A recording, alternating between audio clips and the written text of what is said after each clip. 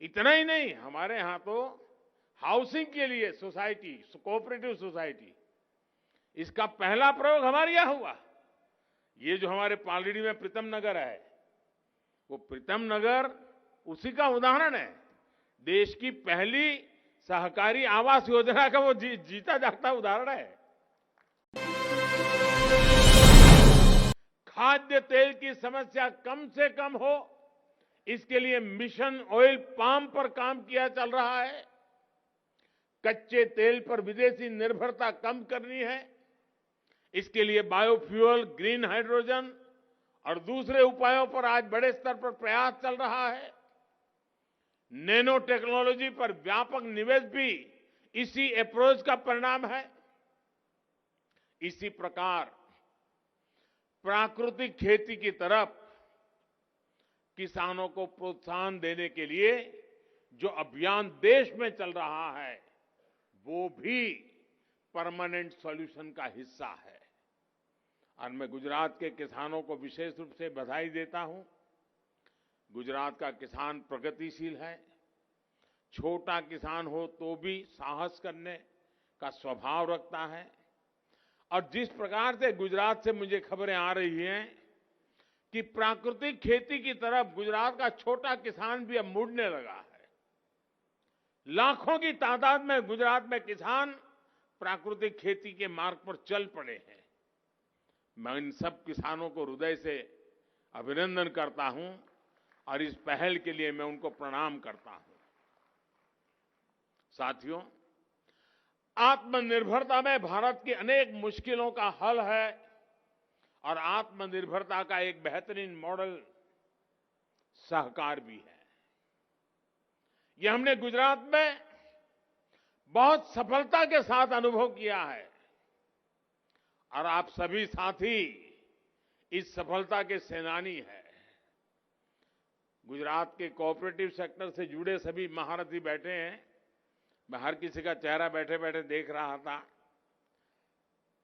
सब पुराने साथी जो आज सहकारी क्षेत्र में गुजरात की विकास यात्रा को आगे बढ़ा रहे हैं, ऐसे एक से बढ़कर एक दिग्गज मेरे सामने बैठे हैं।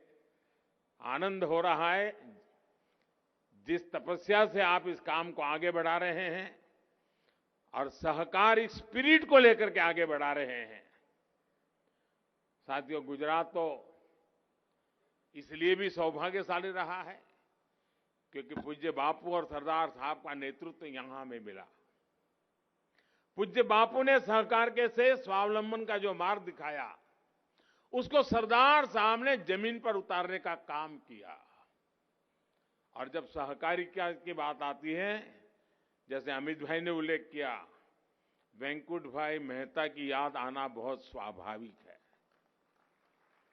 और आज भी भारत सरकार एक बहुत बड़ी इंस्टीट्यूट उनके नाम पर चलाती है, लेकिन वो भी धीरे धीरे भुला दिया गया था। इस बार हमने बजट में 25 करोड़ रुपए का प्रावधान करके उसको और ताकतवर बनाने का काम शुरू किया है। इतना ही नहीं, हमारे यहां तो हाउसिंग के लिए सोसाइटी, कोऑपरेटिव सोसाइटी, इसका पहला प्रयोग हमारे यहां हुआ। ये जो हमारे पालड़ी में प्रीतम नगर है, वो प्रीतम नगर उसी का उदाहरण है।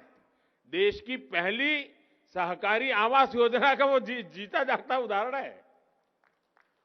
साथियों, सहकारी क्षेत्र में अमूल ने एक अपनी पहचान बना दी। अमूल जैसे ब्रांड ने पूरी दुनिया में गुजरात के कोऑपरेटिव मूवमेंट की एक ताकत का परिचय कराया है, एक पहचान बनाई है। गुजरात में डेयरी, चीनी और बैंकिंग सहकारी आंदोलन के सफलता का उदाहरण है। बीते सालों में तो फल, सब्जी सहित दूसरे क्षेत्रों में भी सहकार का दायरा बढ़ा है। भाइयों और बहनों, सहकारिता के सफल प्रयोगों में एक बहुत बड़ा मॉडल देश की ग्रामीण अर्थव्यवस्था को सशक्त करने के लिए हमारे सामने है। डेयरी सेक्टर के कोऑपरेटिव मॉडल का उदाहरण हमारे सामने है। आज भारत दुनिया का सबसे बड़ा दूध उत्पादक है, जिसमें गुजरात की बहुत बड़ी हिस्सेदारी है। बीते सालों में डेयरी सेक्टर तेजी से बढ़ भी रहा है और ग्रामीण अर्थव्यवस्था में ज्यादा कंट्रीब्यूट भी कर रहा है। आज भारत एक साल में लगभग 8 लाख करोड़ रुपए का दूध उत्पादन करता है। 8 लाख करोड़ रुपए का दूध, और प्रमुखतया ये कारोबार ज्यादातर हमारी माताएं बहनें संभालती हैं। उसकी दूसरी तरफ जरा देखिए, गेहूं और धान का बाजार अगर हम मिलाकर के देखें तो वो दूध उत्पादन से भी कम है। यानी दूध अगर 8 लाख करोड़ का है तो गेहूं और धान का टोटल उससे भी कम है।